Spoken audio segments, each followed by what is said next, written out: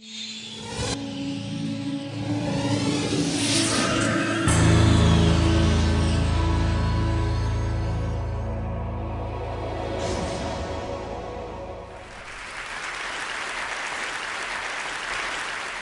I want to start by offering you a free, no-tech life hack.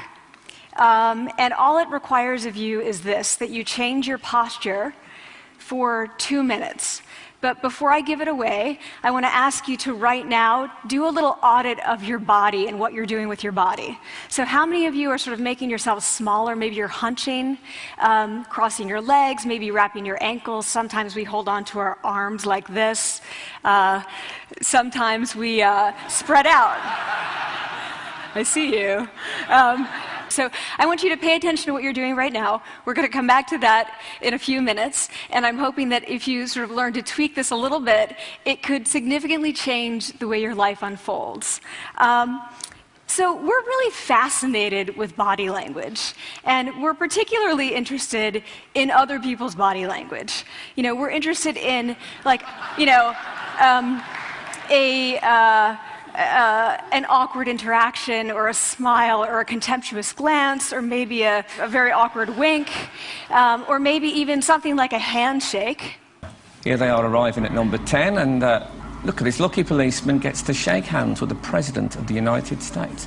Oh, and here comes the Prime Minister of it. No.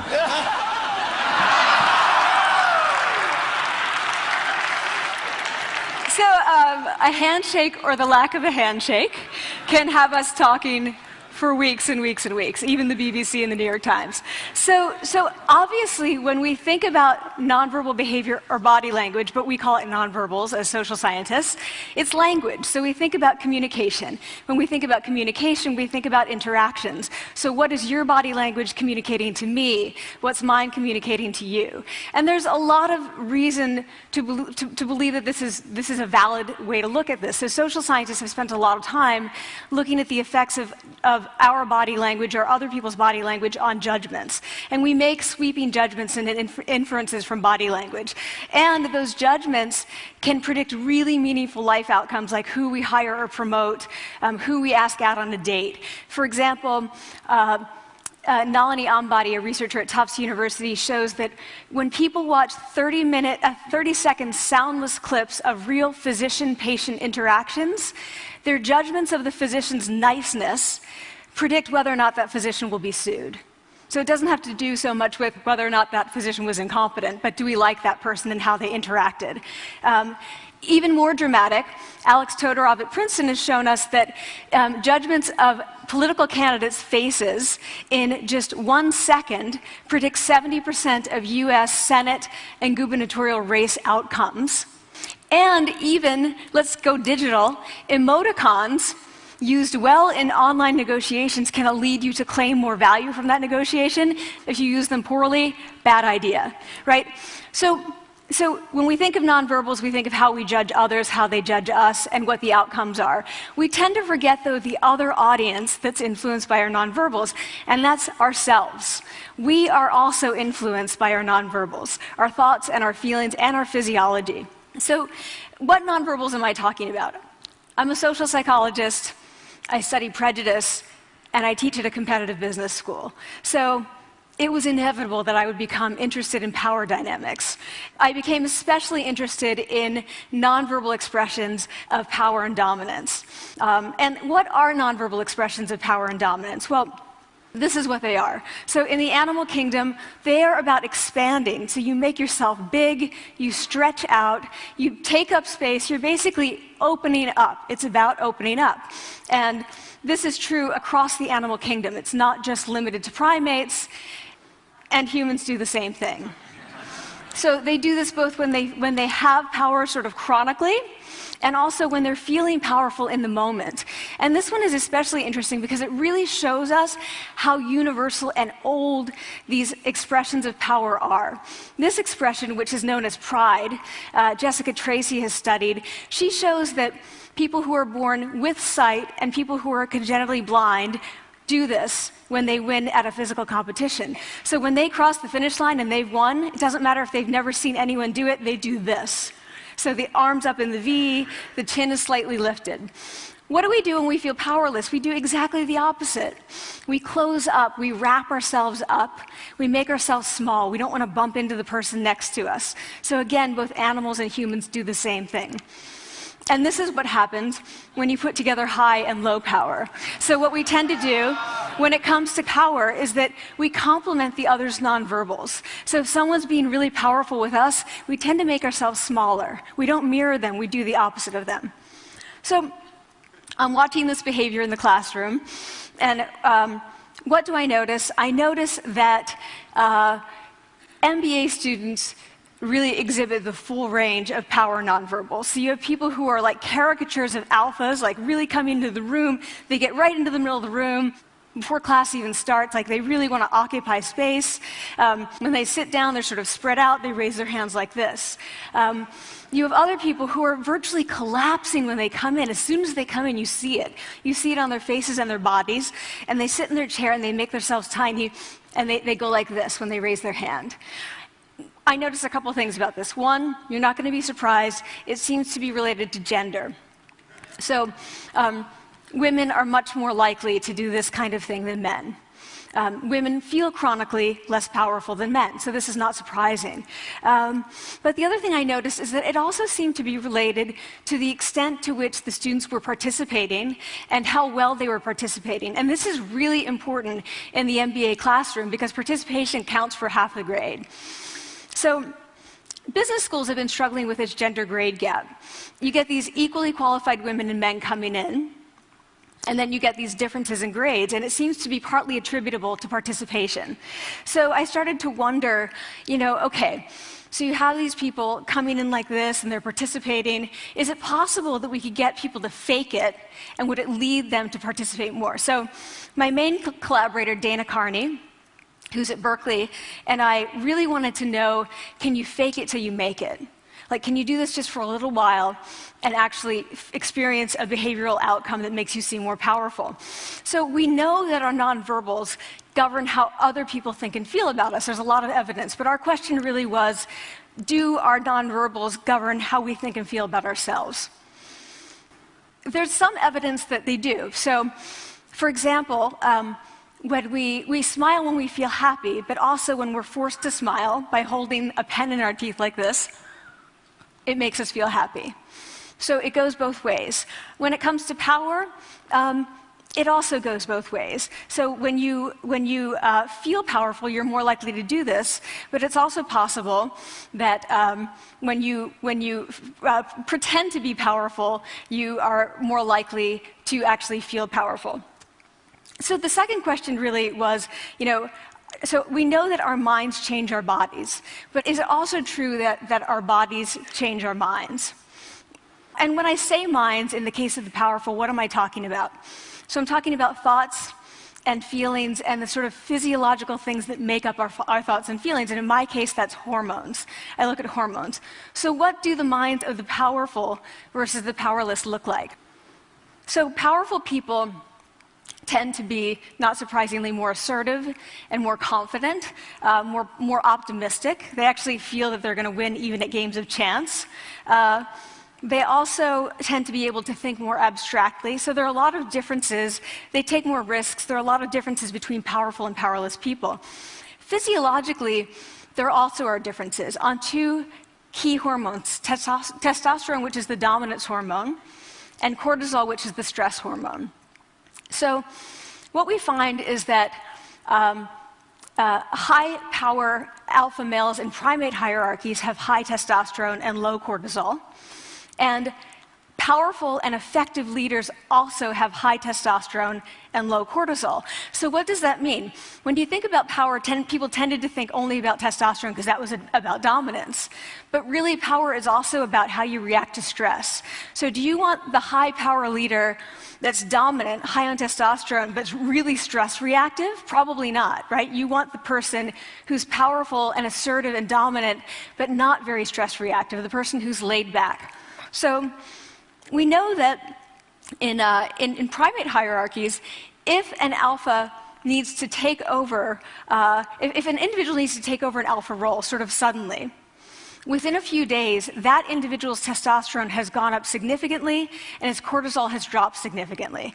So we have this evidence, both that the body can shape the mind, at least at the facial level, and also that role changes can shape the mind. So what happens, okay, you take a role change, what happens if you do that at a really minimal level, like this tiny manipulation, this tiny intervention? For 2 minutes you say, I want you to stand like this, and it's going to make you feel more powerful.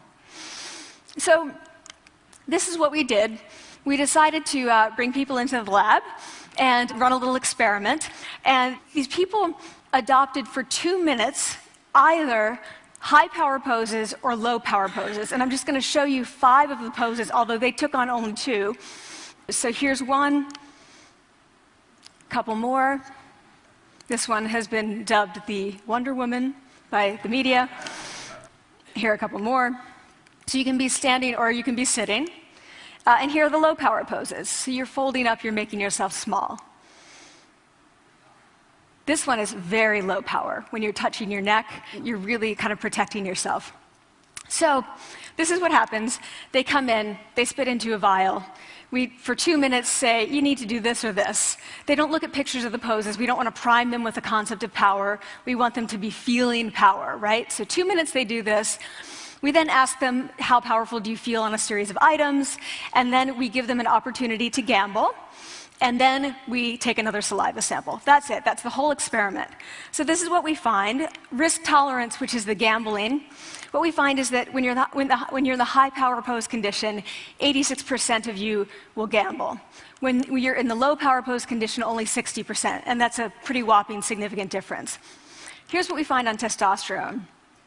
From their baseline when they come in, high power people experience about a 20% increase. And low power people experience about a 10% decrease. So again, 2 minutes and you get these changes. Here's what you get on cortisol. High power people experience about a 25% decrease, and the low power people experience about a 15% increase. So 2 minutes lead to these hormonal changes that configure your brain to basically be either assertive, confident, and comfortable, or really stress reactive, and feeling sort of shut down. And we've all had that feeling, right?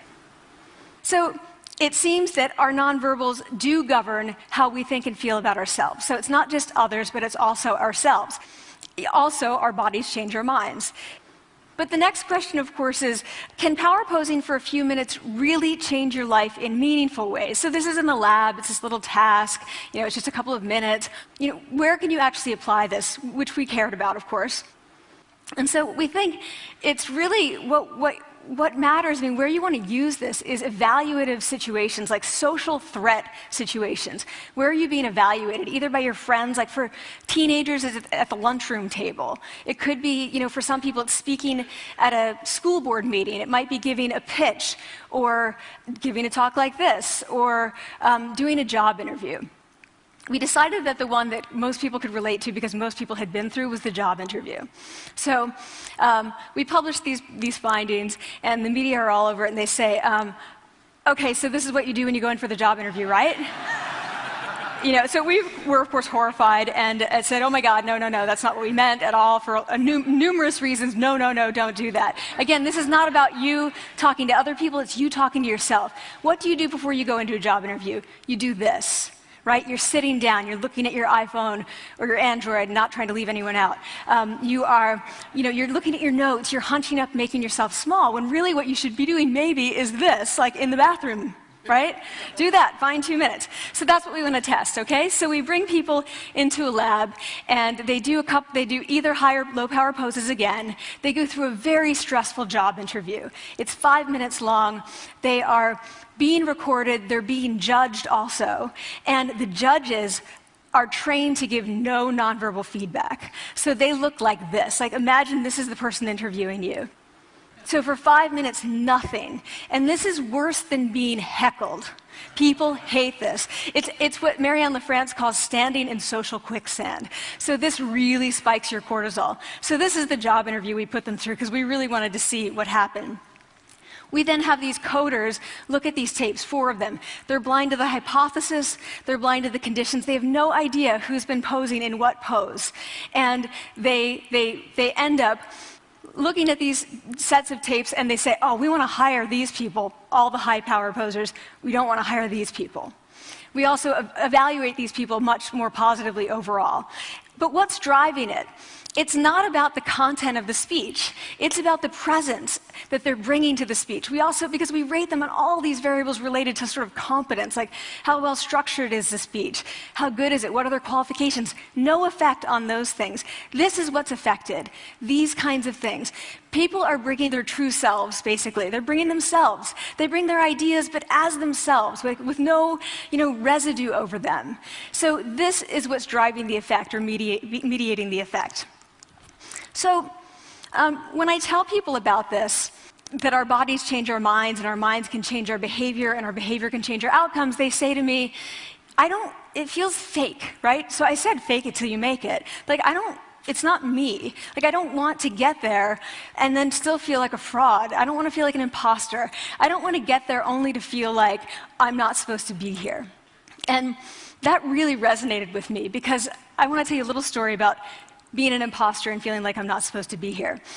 When I was 19, I was in a really bad car accident. I was thrown out of a car, rolled several times. I was thrown from the car, and I woke up in a head injury rehab ward. And I had been withdrawn from college, and I learned that my IQ had dropped by 2 standard deviations, which was very traumatic. I knew my IQ because I had identified with being smart, and I had been called gifted as a child. So I'm taken out of college. I keep trying to go back. They say, you're not going to finish college. There are other things for you to do, but that's not going to work out for you. So I really struggled with this, and I have to say, having your identity taken from you, your core identity, and for me it was being smart, having that taken from you, there's nothing that leaves you feeling more powerless than that. So I felt entirely powerless. I worked and worked and worked, and I got lucky and worked and got lucky and worked. Eventually I graduated from college. It took me 4 years longer than my peers. And I convinced someone, my angel advisor, Susan Fisk, to take me on. And so I ended up at Princeton, and I was like, I am not supposed to be here. I am an imposter. And the night before my first year talk, and the first year talk at Princeton is a 20-minute talk to 20 people. That's it. I was so afraid of being found out the next day that I called her and said, I'm quitting. She was like, you are not quitting, because I took a gamble on you and you're staying. You're going to stay, and this is what you're going to do. You're going to fake it. You're going to do every talk that you ever get asked to do. You're just going to do it and do it and do it, even if you're terrified and just paralyzed and having an out-of-body experience until you have this moment where you say, oh my gosh, I'm doing it. I have become this. I am actually doing this. So that's what I did. 5 years in grad school. A few years, I'm at Northwestern. I moved to Harvard. I'm at Harvard. I'm not really thinking about it anymore, but for a long time I had been thinking, not supposed to be here, not supposed to be here. So at the end of my first year at Harvard, a student who had not talked in class the entire semester, who I had said, look, you got to participate or else you're going to fail, came into my office. I really didn't know her at all. And she came in totally defeated, and she said, I'm not supposed to be here.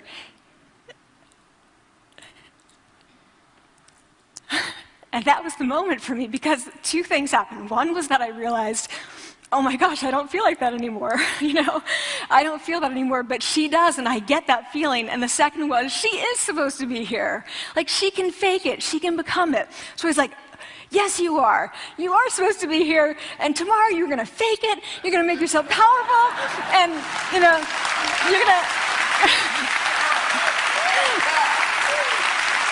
and you're going to go into the classroom, and you are going to give the best comment ever, And she gave the best comment ever, and people turned around, and they were like, oh my God, I didn't even notice her sitting there, She comes back to me months later, and I realized that she had not just faked it till she made it, she had actually faked it till she became it. So she had changed. And so I want to say to you, don't fake it till you make it. Fake it till you become it. It's not do it enough until you actually become it and internalize. The last thing I want to leave you with is this. Tiny tweaks can lead to big changes. So this is 2 minutes. 2 minutes, 2 minutes, 2 minutes. Before you go into the next stressful evaluative situation, for 2 minutes, try doing this in the elevator, in a bathroom stall, at your desk behind closed doors. That's what you want to do.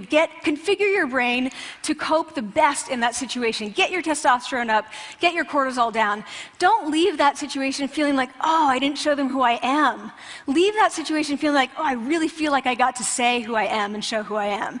So I want to ask you first, both to try power posing, and also I want to ask you to share this science, because this is simple.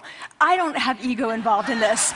Give it away. Share it with people, because the people who can use it the most are the ones with no resources and no technology and no status and no power. Give it to them, because they can do it in private. They need their bodies, privacy, and 2 minutes, and it can significantly change the outcomes of their life. Thank you.